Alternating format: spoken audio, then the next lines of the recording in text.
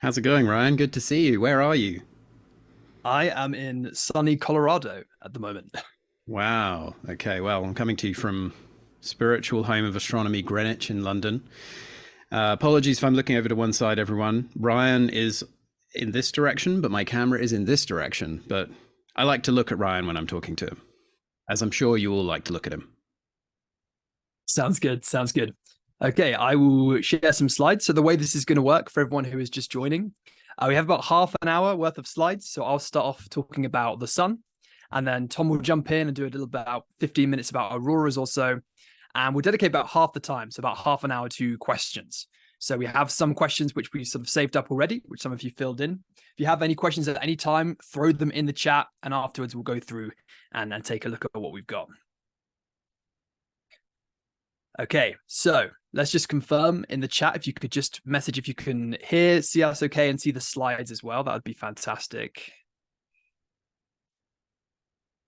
I'll wait for at least one person to confirm they can see some slides. Okay, lots of messages coming in. Excellent, excellent. Okay, well then, everyone, welcome to the fascinating world of space weather. Let's jump straight in. So before we begin, I want us to use our imaginations just a little bit, okay? If you want to close your eyes or wherever you are and imagine that the year is 1128. The year is 1128 and you are a monk in the English town of Worcester. Maybe some of you are already monks, in which case you're halfway there to sort of picturing this, but probably for most of you, this is pretty far removed from your experience. You wake up one day, you go outside, you're doing whatever it is monks would do in 1128. And the sun has just risen. The sun is low on the horizon. There's a thick mist, and the conditions are just right that you can actually look at the sun without damaging your eyes too much. And when you look at the sun, if you open your eyes now, they're still closed, this is what you see. So you see this white disk, which you're used to seeing all the time in the sky, but you see these two massive black spots, one in the top of the sun and one at the bottom of the sun. Now, using your imagination, I want you to throw in the chat, what might you think this is? If you're a monk in 1128, you know as much about the sun as monks did back in 1128, and you see this on the sun, use your imagination. Throw it in the chat. What are you thinking? Go on, be brave. Use your imaginations. There's no wrong answer. Here we go. Okay. Two eyes, Satan, God, a sign from above, the eyes of God. Yeah, and we don't really know what they might have thought. Because at the time, to suggest that the skies above, the sun, the stars, the moon, were anything other than sort of constant and unchanging would have been considered heresy at a time. So this sunspot picture, or this picture of the sun with these big black spots, these were recorded in the Worcester Chronicles, and these are a very important historical documentation lasting hundreds of years, 20,000 pages, something like that. A huge, huge record of everything that happened in English history. But in this 200 of written history, there's only 5 pictures, 5 diagrams in that entire book. And this picture of the sun is one of them. So clearly they thought this was really, really important. But what we know now is that what they were seeing were actually these dark spots on the sun, which we call sunspots. So on the left, you can see this is the image from 1128 that was drawn by these monks. And on the right, this is an image from 1993 through a telescope. And you can see they had a lot of detail here. They could make out this dark interior and this sort of less dark exterior of the sunspot with these sort of patterns around the edge. So they were clearly seeing very large sunspots at this time. But although sunspots have been observed for a long time, they weren't known, or their cause wasn't known until fairly recently, actually. And by the time the telescope was invented in 1610 by Galileo Galilei, a whole bunch of astronomers were rushing to try and explain what these spots on the sun were. They had all these observations, but they didn't know what caused them. So first up was this German astronomer called Christoph Scheiner. And he suggested that these aren't actually spots on the sun at all, but these are small planets that are orbiting close to the sun. Now, he was wrong, okay, but he wasn't too far removed from what is plausible. Mercury and Venus, these are planets closer to the sun than us, and these do pass in front of the sun, causing black dots to cross the sun, but that's not what's happening here. Next up, Galileo Galilei, the inventor of the telescope, or the first person to use it for astronomy, he came along and he proved these were rotating and moving with the sun. So he suggested that these were cloud-like structures in the atmosphere of the sun, like we have clouds here on Earth. This Christoph Scheiner, I don't think he liked being proved wrong the first time. He came back for seconds and he said, these aren't wispy cloud-like structures in the atmosphere. They're dense objects on the surface of the sun, more analogous to islands in the ocean. Okay, so we had two debates, clouds in the sky of the sun or islands in the ocean of the sun. And this debate went on for centuries. And it was almost settled by this guy called William Herschel, very famous astronomer. He discovered one of the planets in the solar system, very accomplished guy. And he said that sunspots are openings in the sun's luminous atmosphere, allowing a view of the underlying cooler surface of the sun. Now, this is kind of correct. Sunspots are colder than the surrounding sun, and you're seeing slightly lower in the sun's atmosphere too. So he was almost right, if only he had stopped there. But unfortunately, he didn't finish talking. The full quote, and you see I've blocked it off here, is sunspots are openings in the sun's luminous atmosphere, allowing a view of the underlying cooler surface of the sun, which is likely inhabited. So William Herschel, very, very famous astronomer, thought there were aliens living on the sun. And I just think there's some poetry in that. And if you ever are very wrong about something, just remember it happens to the best of us. But let's fast forward to today. On the left, this is a picture of the sun back in January, I think, this year. And you can sort of see sunspots are littered across the surface of the sun. Lots of regions of the sun have no sunspots. Some of them have big sunspots. And on the right here, this is our best image of a sunspot that we have. This was taken by the Inouye Solar Telescope, which is a 4-meter solar telescope in Hawaii. And you can see a crazy amount of detail here. So we're still learning a lot about sunspots as technology gets better. But what gets even stranger is that sunspots aren't observed all the time. On the left here, this is an image, a graph, very simple. We've got year along the bottom, and left, this is average sunspot number of every year. And you can see some years, such as 1958 here, whatever this is, there's a lot of sunspots, and other years, such as 2019, 1810, almost no sunspots at all. And you can see just by looking at this graph, the number of sunspots follows what we call a solar cycle of about 11 years. So sometimes a lot of sunspots, sometimes no sunspots at all. And if we look at the sun in ultraviolet light, we can actually see plasma in the atmosphere above sunspots, and I'll talk a bit more about that later. And again, on the left, this is an image of the sun in 2019, which was the bottom, the dip of this solar cycle, called solar minimum. And on the right, this is an image of the sun from this year. Actually, this is the sun from like 2 days ago. So I downloaded this last night. And you can see a big difference of the sun as it changes through this solar cycle. But the sun gets even weirder than that. And sunspots get even stranger still. Back in 1859, and I think Tom will talk a bit more about this in maybe a bit more detail than I will here, but there was a man called Richard Carrington. Richard Carrington had a great job combination. He was a part-time astronomer and a part-time brewery owner. So I think a job that a lot of us couldn't aspire for. And he was observing the sun every day. He would observe sunspots every day for a completely different reason. And one day, he was looking at the sunspots, drawing his sunspots as you see here, and he saw these bright white sort of arches of light. Now, this wasn't a flash of light, wasn't a flash and it disappeared, but it slowly grew over tens of seconds and over minutes, changed its position throughout the sunspot. Now, what we know today is what Carrington had observed was the first ever solar flare. And again, we'll talk more about solar flares a bit later. And he saw this, he wrote it down, didn't think too much of it, but that night, the world saw the greatest aurora show in recent history. The aurora, which Tom will talk about a lot more, was viewed all the way down to the tropics, part of the world that had never seen the aurora before. But even stranger still is that while the aurora was being viewed all across North America, in Europe, where it was now daytime, telegraph machines, which were the peak of technology at the time, were sending and receiving phantom signals. They weren't connected to any power source, but they were receiving and sending random messages, signaling as a result as what was happening in the sky with the aurora and the sun. So again, this was a mystery that persisted for decades, and I won't reveal the answer just yet. Actually, I will reveal the answer. I forgot what slide was coming next. The answer, actually, although it wasn't known to scientists until about 1970, was actually hidden in observations of a solar eclipse back in 1860.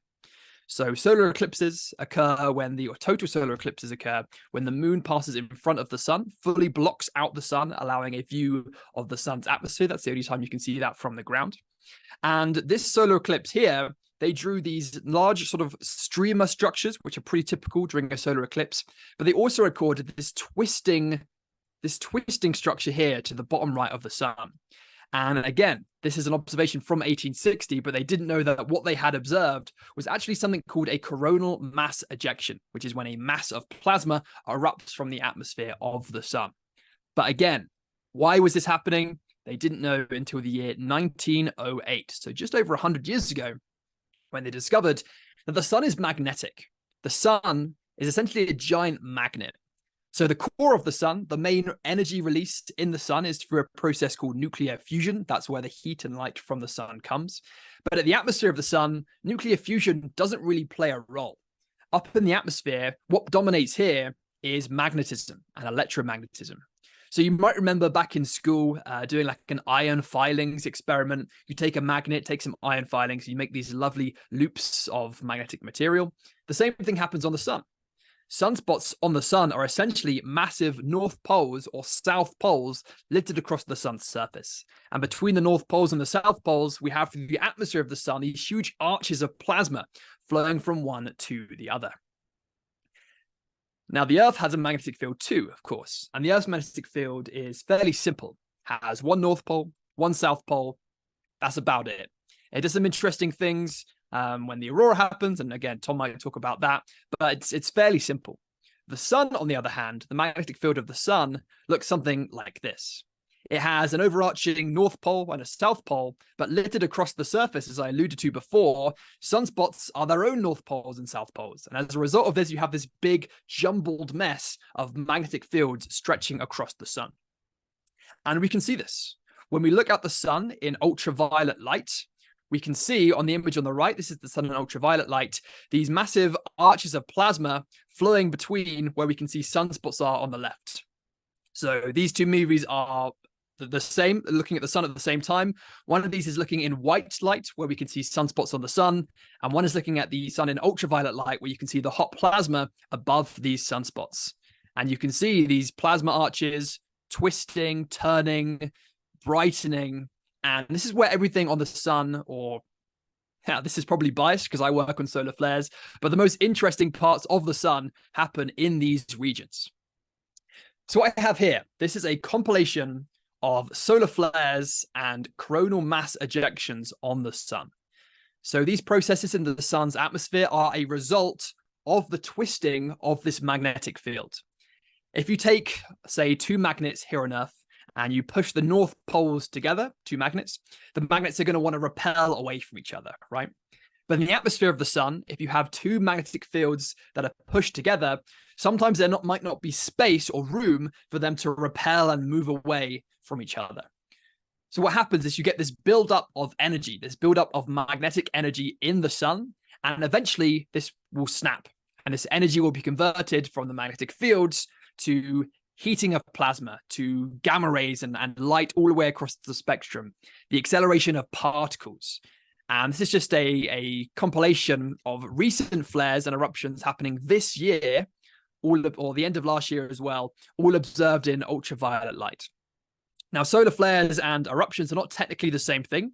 Solar flares are this initial burst of energy in the sun's atmosphere. This produces light, the heating of plasma, acceleration of particles. And sometimes, but not all the time, this release of energy, this solar flare, can trigger the eruption of plasma into space. And that associated eruption is what we call a coronal mass ejection. So let's just see what examples we have here. Here's an example of an eruption flying off into space here. So you can see it erupting off. And I might just play a couple more if I just skim back again, just to find another example. This is an example of another eruption firing off into space. I'm just going to wait for an example of a flare. Here we go. And so this is the example of a flare down here about to happen. So the eruption shoots off into space. You can see that. And the flare is happening in the lower atmosphere of the sun. Now, these eruptions from the sun can reach Earth. Okay, they travel through the solar system. They can arrive at other planets. They can arrive at Earth, and we call the influence or the impact of stuff from the sun with Earth, we call that space weather. Okay, so it's not regular terrestrial weather, it's weather from stuff happening in space. Now, the sun and space weather is actually listed on the National Risk Register in the UK. There's a long list of all the things that can impact society, and space weather is listed. If you're an astronaut in space, you can be exposed to a harmful level of radiation if you're out there during eruption for a long time.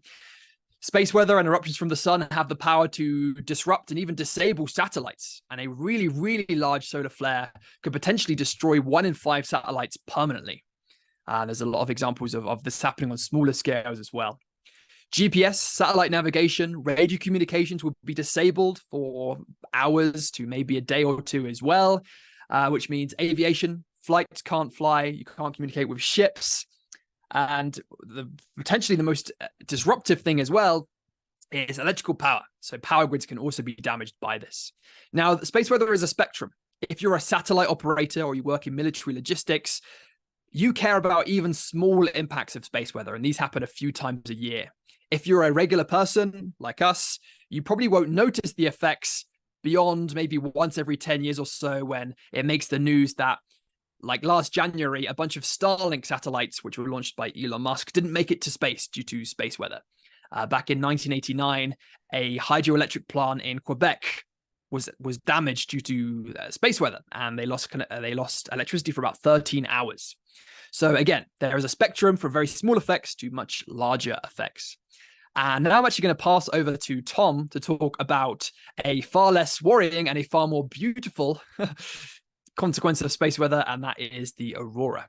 So Tom, I will let you start sharing, and we will just hopefully a seamless transition. Much. Yeah, thank you. Let's see. How do I do this? I'm not the most technically adept Zoom presenter, but hopefully you can see my slide. Hopefully you can see a nice big picture of the Northern Lights. That's what you should be able to see. If anybody can't see anything, just do the raise your hand or put something in chat. I'm going to talk about what I think is the most beautiful and exciting, and indeed, as Ryan says, harmless downstream effect of space weather. I mean, space weather is fascinating because we now have to consider this in our lives. We're a globalized society. We rely on satellite technology. So forecasting space weather is very important for very important reasons. It just so happens that with all the space weather forecasting we've developed, we also now have the ability to forecast the visibility of auroras as well. And that's brilliant if, like me, you want to be an aurora chaser. And unlike Ryan, who is a solar physicist and studies the sun and is very much working in the field of research around the space weather environment, I come to space weather as an aurora chaser long before I was even working in science communication. So I was just kind of attracted to the nice bit, the travel bit. Ryan is doing all the hard graft, but together we make a really good team. That's what's important. So it's kind of interesting, isn't it, that we heard about Galileo there and Galileo's thoughts about sunspots. Galileo is just one of those figures that comes up all the time when you try and talk about any subject in astronomy, not least the Northern Lights. Galileo had his own view on the Northern Lights as well, and I just wanted to highlight that after seeing his name in Ryan's slide. Actually, Galileo is where we get the name Aurora Borealis. Galileo took at the time a naming convention of using kind of Greek mythological figures to apply to natural science and create these beautiful names.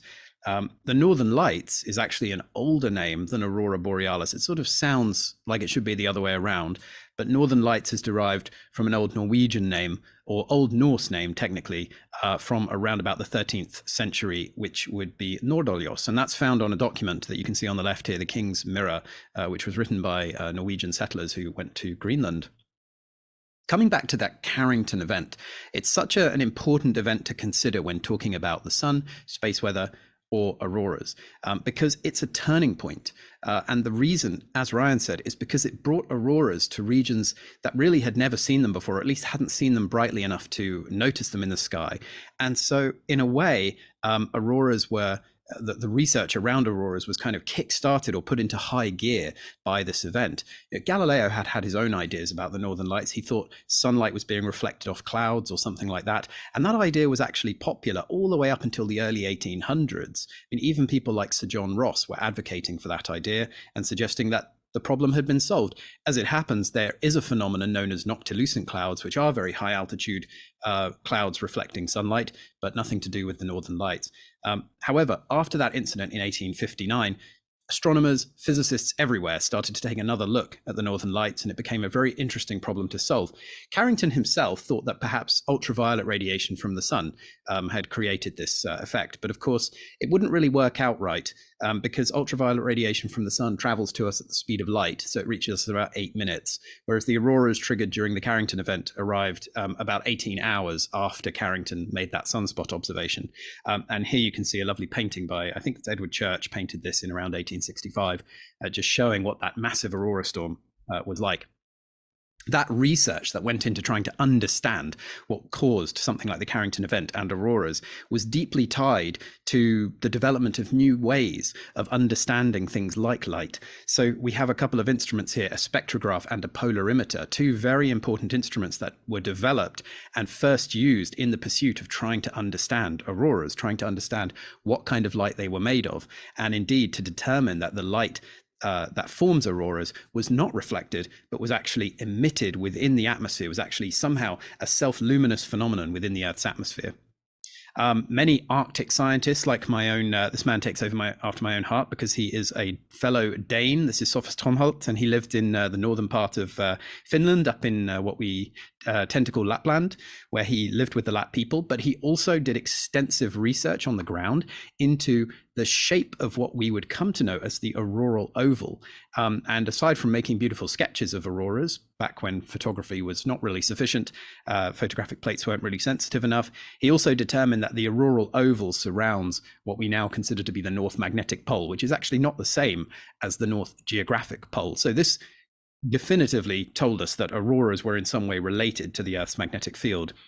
And ultimately, the solution would come piece by piece as multiple physicists worked on the problem.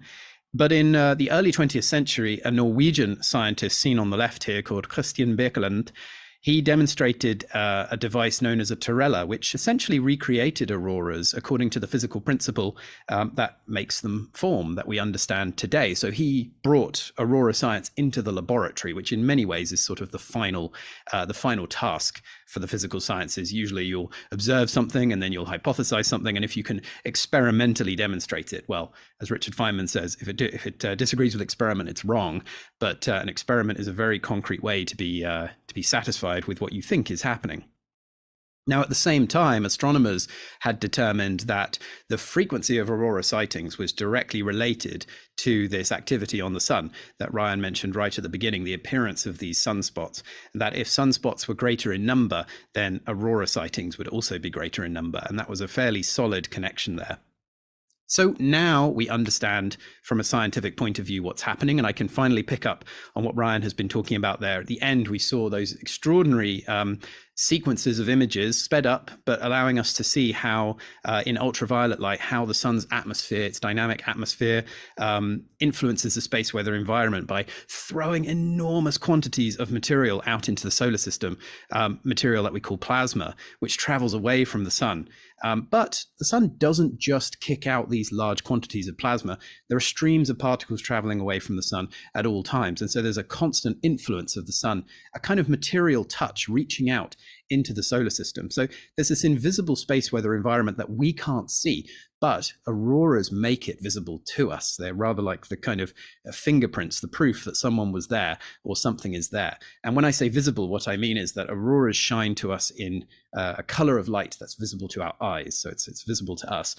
Whereas using other instruments, we can detect this solar wind, even if we can't see it. So this solar wind is streaming out away from the sun.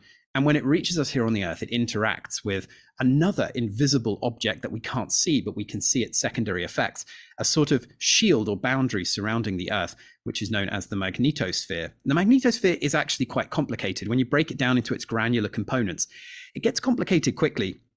But in the interests of brevity, and if you want to know more, there's a very good book available that will tell you the step-by-step of how this happens. In the interest of brevity, I'll say that some of this solar wind is able to enter the Earth's magnetosphere. Most of it is deflected. If you were a particle traveling away, let's say an electron flying away from the sun, about 24 hours later, you reach the Earth, very good chances you're going to feel the influence of the magnetosphere, and it's going to deflect you around, and you're going to end up flying right past the Earth, and you're going to miss your chance to make an aurora. But a small percentage of the solar wind that is incident on the Earth finds its way into the magnetosphere, and the ways in which that happens are surprisingly complicated. Some of it is sifted from the side of the Earth that faces away from the sun, where the magnetosphere trails out into a long tail.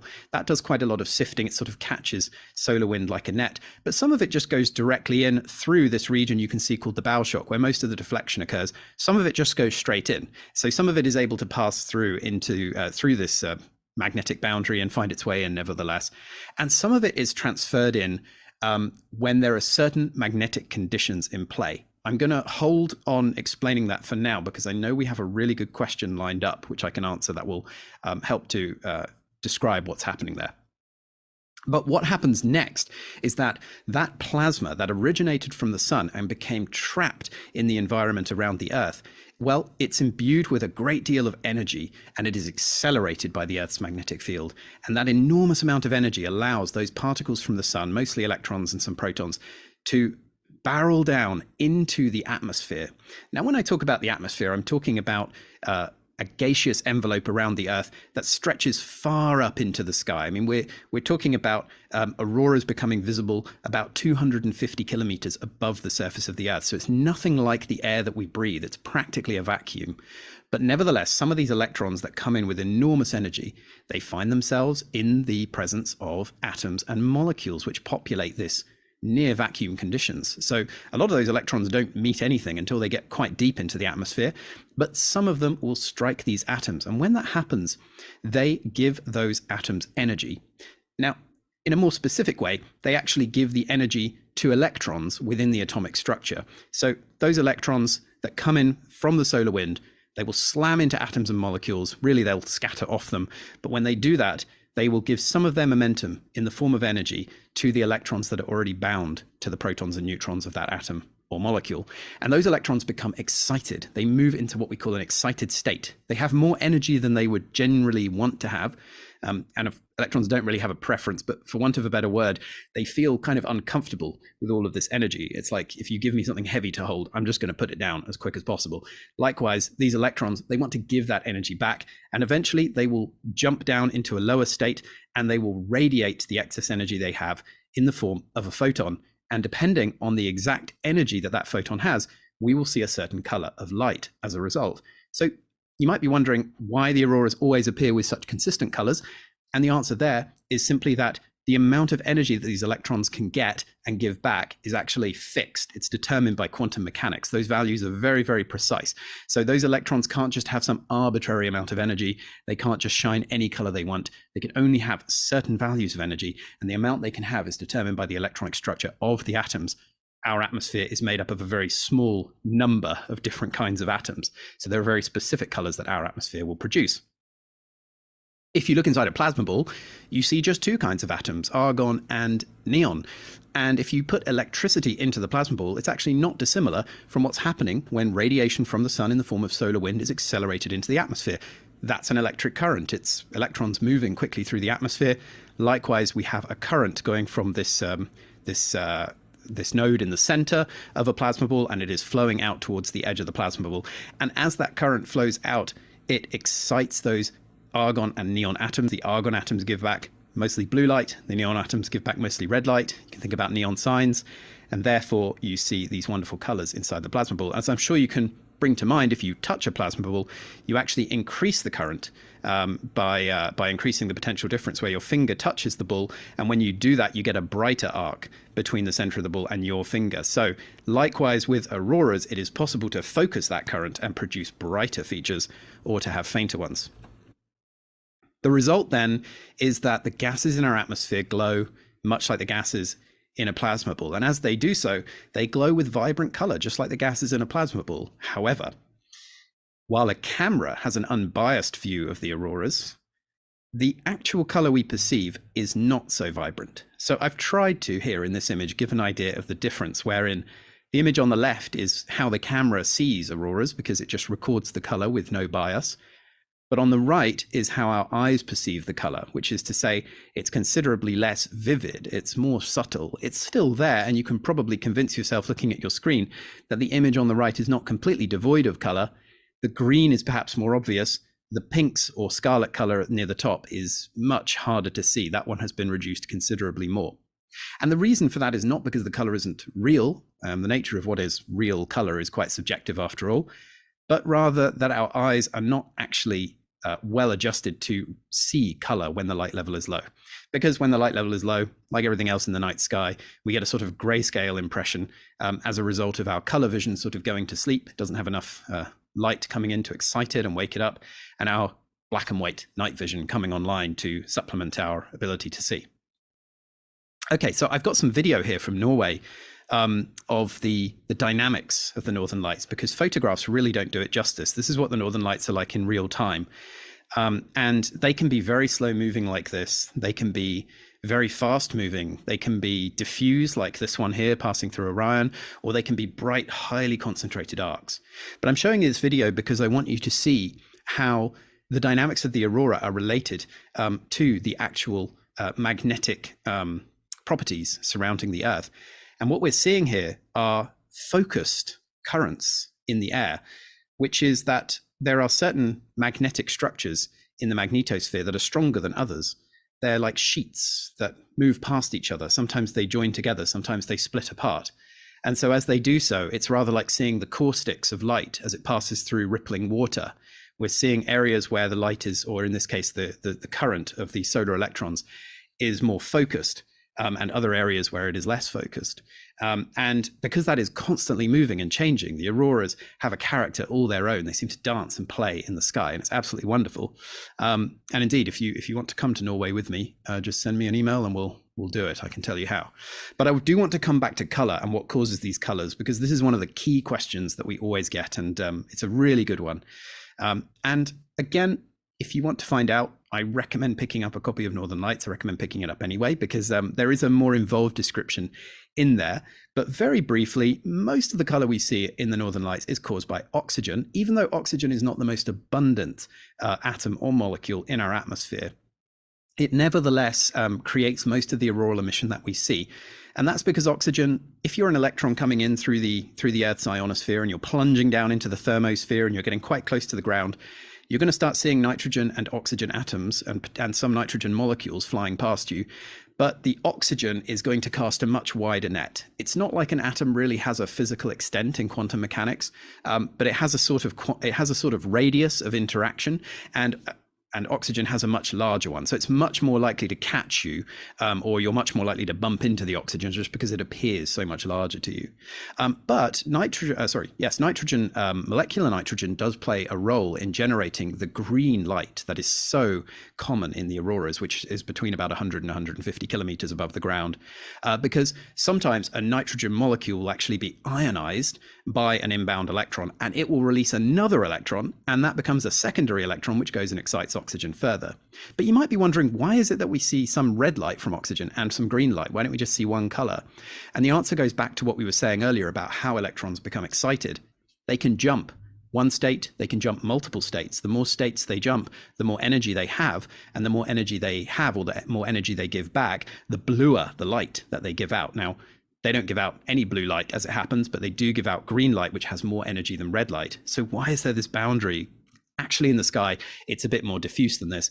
But the reason why the high altitude auroras have this beautiful red scarlet color, which is actually quite difficult to see, even on a good night, is because at this high altitude, the atoms are so far apart. They're so far apart that they can travel for many kilometers before they encounter each other. And so eventually they will give back their energy in the form of a low state transition for their electron. But what happens with the lower altitudes is that when the oxygen atoms are denser and closer together, they only travel for a few meters before they will bounce off each other or come close to each other. And when they do that, they prefer to give off a higher energy emission. They prefer to make a greater jump with their electrons, their excited electrons, and then they give off this green light. When you get down to the bottom of the curtain, things get rather interesting. Now you have a situation with nitrogen, molecular nitrogen. So that's what makes up most of the air that we breathe. It's not the gas that we use in our bodies, but it is nevertheless most of the air, around 80% or so of everything that we're breathing at any given moment. And that nitrogen can produce a beautiful bright pink band at the bottom of the auroral curtain. And that's actually a mixture of red and blue light, both of which are generated by molecular nitrogen. So these are different transitions entirely from the oxygen that's at a higher altitude. It's just that when you get up to a higher altitude, you don't get as many nitrogen molecules, you don't get as many oxygen molecules, they're just too heavy. You get a lot of atoms and you get a few nitrogen molecules up there. So closer to the ground where the air is much denser, you can get this bright pink band, and that's a common feature to see. So now that we understand how auroras form, and now that we understand so much about the space weather environment, we're at the stage where we're now forecasting and measuring space weather for the purpose of understanding how it's going to affect us here on the Earth through all those downstream effects that Ryan mentioned, affecting our satellites, affecting communications, navigation, power grids, and indeed all kinds of other spacecraft that are out there, which sometimes need to be protected from incoming storms, incoming coronal mass ejections. So we're able to model with some degree of precision, that's increasing all the time, what the environment around the Earth is like. Now, some of that is done by direct observation. We have spacecraft that actually measure the magnetic field around the Earth. We have spacecraft that measure the solar wind incident on the Earth. One spacecraft, not pictured here incidentally, but one spacecraft that does a lot of legwork for space weather forecasting is called Discover. Discover's been around for a while now, but you will find Discover data everywhere in the process of modeling the space weather environment. There are many more, and there are more being designed all the time. Now that space weather is posing a threat, there are new proposals within, for example, the European Space Agency to launch spacecraft that are designed to actually detect those threats. So we're talking about threat avoidance now when we look at space weather forecasting, not just trying to understand what the environment is like. But if we want to understand what the space weather is going to be like in advance, well, then it's a bit like predicting the weather in advance. You know, it used to kind of be a bit astrological, a bit crystal ball-y back in, the 50s and the 60s. But nowadays we have much better ways of understanding what's happening because we can model using supercomputing power what is happening in the solar system. And the Space Weather Prediction Center is where most of us aurora chasers go for our models to try and understand what the aurora likelihood is going to be in the coming days. So here we see, this is actually a model of the solar wind traveling from the sun, which is the yellow dot in the center of the circle here on the left, traveling outwards and becoming incident with the Earth in its orbit around the sun. And it's trying to give us a sense of what the solar wind density might be like, or if there's a coronal mass ejection, whether or not that's actually going to become an interplanetary coronal mass ejection, or an ICME, something that is going to come and strike the Earth, potentially create an aurora storm. For those of us who are just kind of looking to see where the aurora are going to be visible, there are an increasing number of products that make it a little bit easier to understand what this space weather data actually means. We tend to think about the likelihood of visibility of auroras by using an index known as the planetary K index, or KP number. And that's a fairly crude way of determining whether auroras will be visible, but it does tell you what the likelihood is going to be because it shows you how large the auroral oval will be. And if the auroral oval expands, then auroras can be seen farther and farther south. So we have this KP index that can run from 1 all the way up to 9. Typically it's around 2 or 3, but if it gets to 5 or greater, we consider that to be a geomagnetic storm condition. And as you can see, if the KP number gets to around 5 or 6, then auroras become visible in or even over parts of Scotland. So you don't actually have to leave the UK to get great sightings. Likewise, over on the map on the bottom right, it's a little bit harder to see here, but we're looking at the United States and North America and Canada, and you can see there that the KP numbers as well bring the auroras farther and farther south until you get to some of those mid-states that are where the auroras will become visible during a KP9 event. That's a geomagnetic G5 megastorm, which is great. The Carrington event is off the charts for this, by the way. These KP numbers do not satisfy that, but we'll probably talk about that again before the end. There are a few interesting mysteries surrounding auroras I just wanted to make you aware of. If you're thinking about traveling to see the Northern Lights, you might like to go around the equinoxes, because during the equinoxes, there's a slight enhancement to the visibility of auroras, which is caused by something we call the equinoctial effect. Physicists call it the Russell-McPherron effect, and it's related to the efficiency of the transfer of material from the solar wind into the Earth's immediate space weather environment. So around the equinoxes, there's just greater efficiency. So the the magnetosphere or the plasmasphere really, and its structures such as the electrojet and the Van Allen belts, they become more stuffed with material and they become more charged more regularly during the equinoxes. There's a greater chance of seeing some sort of heightened activity like a substorm, which is the most common way to see a bright aurora. Another interesting aspect of auroras is the fact that they don't just occur in the northern hemisphere. There is an aurora in the southern hemisphere as well, not the Aurora Borealis, but the Aurora Australis, the aurora of the south, southern dawn, if you will. And the Aurora Australis is not as widely seen because there isn't as much dry land where that auroral oval is visible. So you might see it from the southern parts, for example, of New Zealand.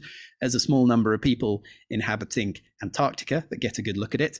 But if you want to get another good look, you can always take a camera to the moon, as the astronauts on the Apollo 16 mission did. You can see the gentleman on the right there, on the left-hand picture, the gentleman on the right who's touching that camera. That is the camera's designer, George Carruthers, one of the great space engineers. And he created the far UV camera to be taken to the moon during the Apollo 16 mission. And it was actually able to take an ultraviolet image of both of Earth's auroras at the same time. So there you go. This was also a pioneering instrument because it really laid the groundwork for the future of ultraviolet astronomy. And as I'm sure you remember, Orion was telling you, we do ultraviolet observations of the sun and many other high energy events to try and understand them. One of the mysteries, or nearly solved mysteries around the auroras, is the sound that they have been reported to make. For centuries, people have been reporting hearing auroras crackle, rustle, and snap in the sky. And so there's a great deal of wonderful mythology surrounding that. The people of Greenland, for example, had all sorts of stories about children playing in the sky and rustling their feet in the snow as they did so. In many of them, they were the souls of children who had sadly died before their time, playing games in the sky. And researchers from Finland have proposed and even measured with good accuracy and good confidence that these events are actually related to air becoming trapped in certain conditions, warm layers of air known as temperature inversion layers, which build up a kind of static charge in the air. And during very intense auroral displays, the static can leap across the gap and release a loud snapping sound. So perhaps after all of these stories that were dismissed as kind of psychoacoustic illusions by some people were actually true. I consider the sound of the aurora to be like the white whale of aurora chasing. I've never heard it, but I do know a couple of people who have, and I trust them. One of the other enduring mysteries, though, about space weather is things which look like auroras, but technically are not. So here we have an interesting phenomenon which was spotted over 20 years ago initially by aurora chasers in Canada. They called it proton auroras. They believed what they were seeing were auroras formed by protons rather than electrons. And this bright, often pinkish white band would form not in the north, where we'd expect to see the northern lights, but over to the east or the west during a highly active display. We now actually know that this is not really an auroral phenomenon at all, not in the traditional sense. However, it does come with an associated auroral phenomenon. So these beautiful green structures we see here, which are called picket fence auroras, are often accompanying this band in the sky, but this band is occurring at a much higher altitude. And since around 2016 or so, it has been known as STEVE, the strong thermal emission velocity enhancement. It was studied by the Swarm spacecraft, and researchers in Canada brought together citizen science observations with spacecraft data to finally figure out that this was an ultra high energy phenomenon occurring much higher up in the ionosphere during highly active displays, telling us that there are mysteries about the space weather environment quite close to the Earth that are as yet not quite understood and might have additional things to teach us about the Earth's magnetic environment. But of course, auroras only require three things to occur: some sort of particulate radiation, in our case it's the solar wind, a magnetic field to accelerate and focus that radiation, and an atmosphere with gases in it that will be excited by that accelerated radiation. So it stands to reason that it's not only the Earth where auroras can be found. In fact, it turns out they are found on every planet in the solar system except little Mercury, but nobody cares about Mercury, so it's fine. We find them on Venus, on Mars, on Jupiter, Saturn, Uranus, and Neptune. Jupiter's are probably the most dramatic. They've been imaged by many missions now, including the Galileo mission, which took this wonderful photo, I think in around 1997. And this is a visible light image of Jovian auroras that you can see here. It's not the greatest image in the world, but since then we've been able to observe the auroras using spacecraft that are closer to home, like the Hubble Space Telescope as well. In fact, the James Webb Space Telescope, which does not take ultraviolet images or any kind of high energy image, has even seen the auroras on Jupiter in the infrared part of the spectrum. So these are highly energetic events that are producing radiation across the spectrum from UV all the way through to infrared.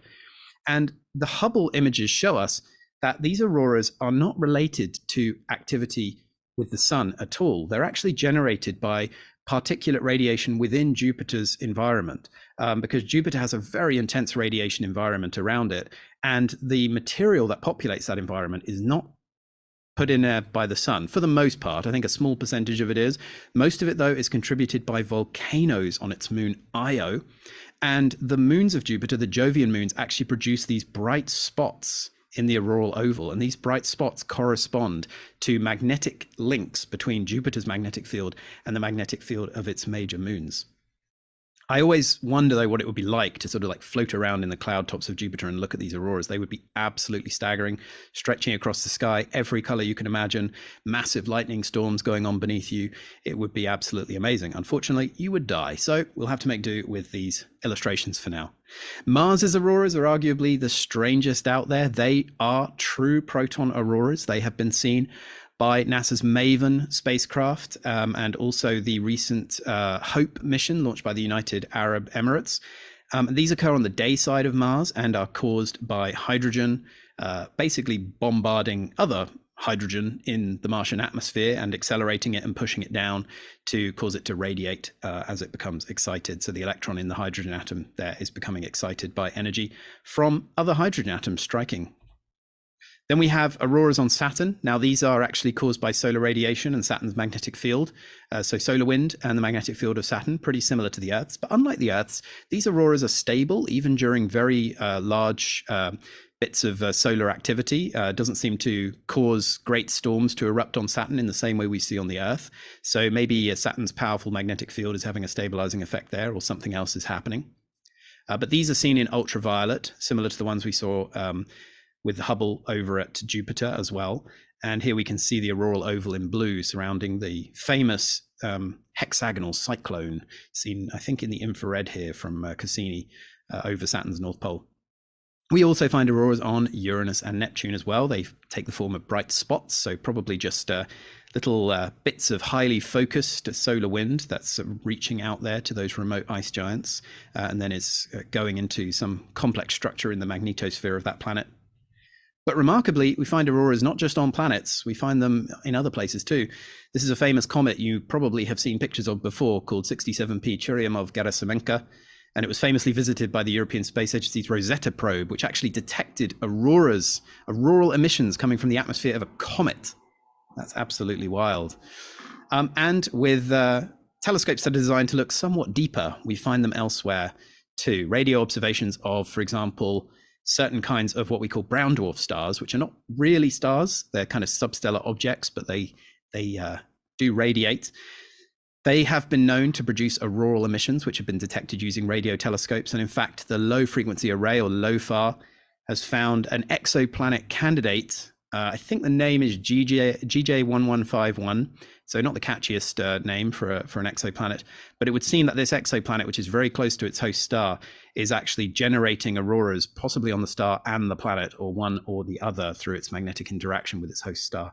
So here we have a case where we understand auroras well enough on Earth that we can actually reverse engineer the presence of auroras elsewhere, and that can tell us something about the environment of a world that is very, very far away. So we're using auroras as a proxy to study distant worlds, and this may have major implications for some upcoming missions to Jupiter. So here is Europa, Jupiter's little icy moon, but this moon has been known for some time to harbor a liquid ocean, and auroras have been discovered on Europa and also on Jupiter's moon Ganymede. So we have direct observations of the auroras on both of these moons. We know that they're there. And what's really curious about the auroras on Ganymede is that while Europa made the presence of its ocean known to us by outgassing of water, essentially, or things that have been into contact with water going out into the solar system. Ganymede's subsurface ocean is entirely locked up beneath its icy crust, and yet the presence of auroras tells us not only that the that the ocean is there, but that it is probably made of salt water, because a particular density of salt water will create an electromagnetic field that actually stabilizes auroras in an environment like Ganymede's, and they are indeed very stable. So the auroras on Ganymede are suggesting that this, like Europa, could be a water world, and perhaps the presence of these auroras and their behavior is telling us something very interesting about the interior of that moon, that perhaps it has a deep saltwater ocean, and who knows what else might be happening there. So stay tuned for the future of space exploration, because missions like the NASA Europa Clipper and ESA's JUICE mission, the Jupiter Icy Moons Explorer, are on their way to Jupiter, and they are going to be taking a closer look at exactly these sorts of things. Just some of the ways that auroras are helping us to explore beyond the Earth, not just our own space weather environment, and not just a beautiful sight in the sky, but also a proxy for making potentially groundbreaking scientific discoveries in future. So thank you so much for listening. I can see chats and Q&As have been coming in. I know that we've got some chats and Q&As, so I'm going to try and unshare my screen. I actually don't know how to unshare my screen. Gonna need to, found it. Otherwise, I was going to have to rely on Ryan to come in as the tech expert. But Ryan, I think we got some questions lined up already. Do you want to pick any questions that you would like to answer first? Okay, let's take a look. You mean from the chat or ones that were submitted? Ooh, well, it's sort of up to you. Who do you want to prioritize? Those who got in early or those who are here right now? We should go. Let's go with one that was. We'll alternate, shall we? We'll alternate. All right, sounds good. Okay. So let's say roughly, how common are Carrington type events, and are we adequately prepared for the next one? So I guess I'll take a stab at answering that. Tom, if you have anything to jump in, feel free. So the last Carrington event was the Carrington event, right? Back in 1859. So pushing 170 odd years ago now. We think on average, by looking at sort of ice cores and tree rings and stuff like that, they happen on average every 100 to 250 years. So sometimes I say that and people say, okay, we're overdue for one. But, it's not super periodic. It's a bit like earthquakes. We know sort of on average how often these things occur, but you can't predict down to the year when the next one will be. Yeah, and my understanding, Ryan, correct me if I'm wrong, but we're well aware of coronal mass ejections on a similar scale to the one that brought the Carrington event to Earth. Oh, yeah. But it's not just a matter of the sun producing those storms. It has to strike us here. And that is to some extent a matter of pot luck rather than just, the frequency of those storms. It is. There's a famous example from 2012, about 2 weeks before the London Olympics, when the sun produced a eruption that we think was big enough to produce Carrington level impacts, but it fired off to the side, wasn't directed towards the Earth. And as for whether or not we're prepared for flashbacks to the 2012 conspiracy theories now. Yes. Oh, a lot of those conspiracy. A lot of people think that extraterrestrial life protected Earth or something like that, but it was just pointing in the wrong direction. There's nothing more to it than that. And are we prepared for it? We're getting more and more prepared for it every year. So power grids, satellite companies have mitigation procedures in place to minimize the impacts of such an event. Yeah.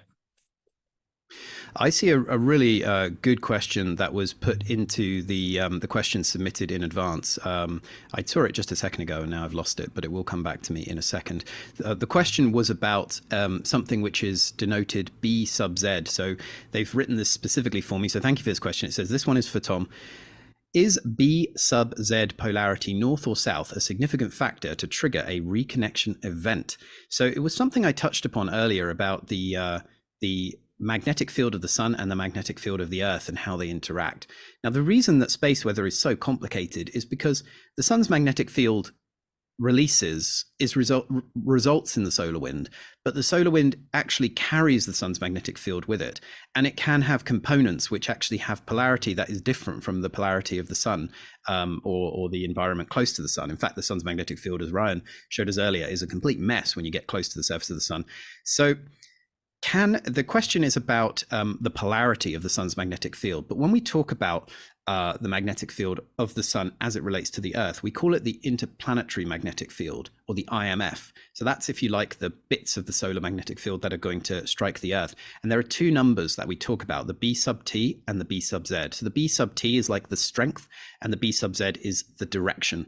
And if the polarity of the direction of the interplanetary magnetic field faces south, we call it southward B sub Z. If that is in play, that can be really good for aurora chasers, because similarly to the equinoctial effect, there's a kind of alignment in place there where if the magnetic flux of the plasma that's coming and striking the magnetosphere is opposite the magnetic flux of the magnetosphere itself, it tends to invite what we call magnetic reconnection events, where these magnetic field lines essentially just snap together and become one. And when that happens, a huge amount of energy has to go somewhere, and it goes into the plasma and accelerates and heats it. So yes, in answer to the question, when the BZ is in that southward condition, that's when we expect a really particularly good events. And that's why coronal mass ejections can send a great amount of matter our way. And some of them can underperform and some of them can greatly overperform.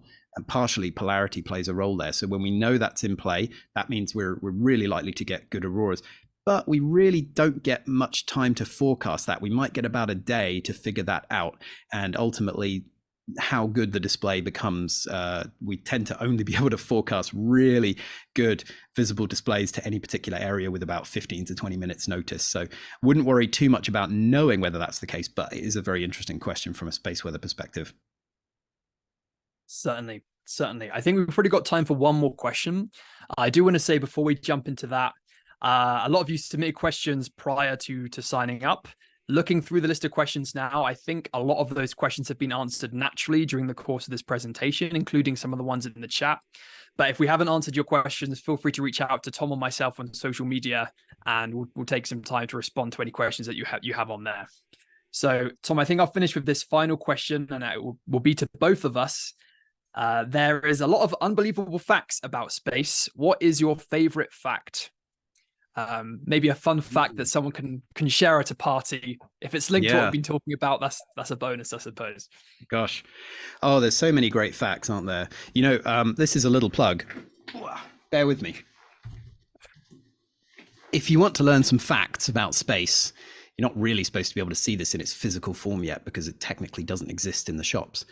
There is a book coming soon from Collins Astronomy called Diamonds Everywhere on the 26th of October, which contains 101 facts, more or less, all about space. So I have some favorites from that. And I think one of my favorites at the moment that I like to impress people with is that some of those substellar objects we talked about, those brown dwarfs, and indeed some of the objects which are technically stars, are so cool that they don't really shine any visible light at all. They only really release infrared light through their surfaces, which we feel as heat, like thermal infrared.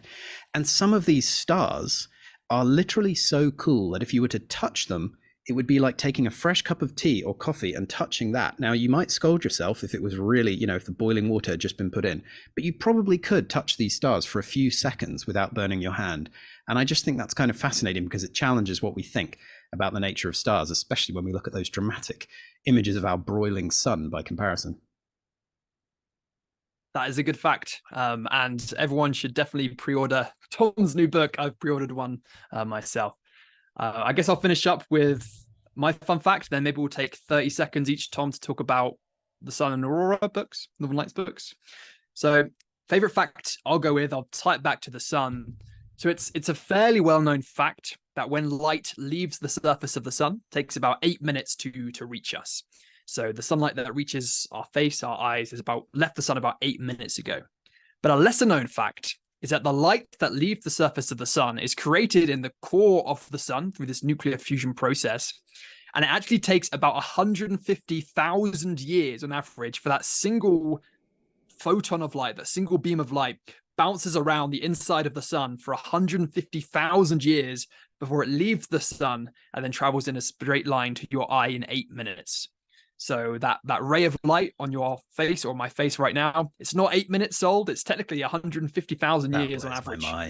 That blows my mind. Crazy, what that means is that given that all of the energy in our food sort of ultimately comes from the sun, all the energy you're ever going to consume in your life that you're ever going to eat, it's already left the core of the sun. It's just kind of fighting its way out. It's probably quite close to the surface in the grand scheme of things now.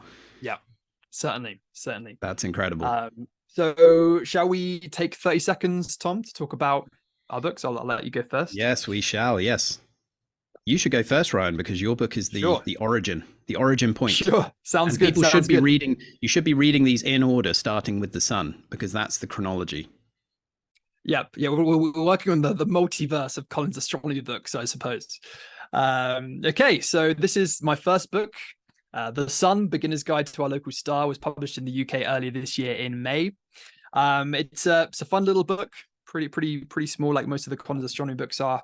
It's basically everything you could want to know about the sun. Starts off in ancient times, how our ancestors and ancient civilizations thought of the sun as gods, of deities, and then goes through all the discoveries that lead us to everything we know about the sun today. Also involves a bit of a practical guide of how you can observe the sun yourself, either from your garden or during a total solar eclipse. There's actually a partial solar eclipse coming up for some people this Saturday, not in the UK, unfortunately.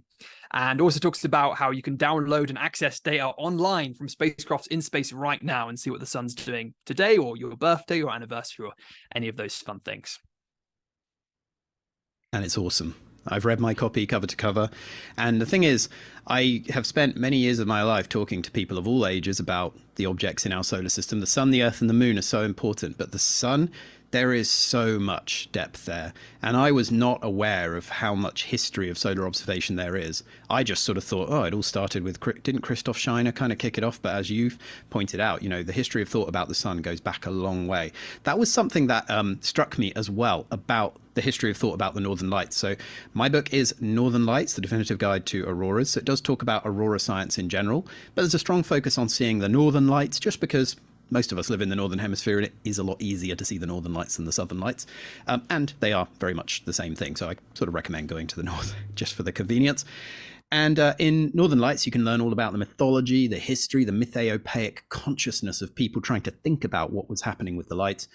Moving through the age of modern science, right up to the current day, the space age and what we now understand, then how to forecast and chase and see the Northern Lights for yourself. And I think it's very popular, how to take your own photos and process those photos and really make them pop as well. So all of that is found in there in a guide that is exactly the same size as Ryan's book, The Sun. You can find both of these together in a bundle as well. And I think you can save a few quid if you pick up that bundle.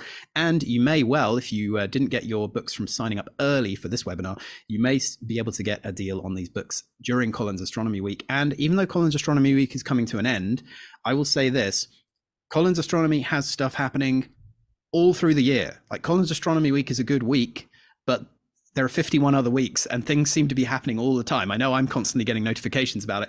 So I thoroughly recommend following Colin's Astronomy on social media, but also joining the mailing list, because if you join the mailing list, you will get new book releases, deals, articles that Ryan and I and other astronomy authors write, and there's just a lot more to enjoy there. And you'll get notifications about webinars like these, and we hope you'll come back and join us for another one sometime in the future.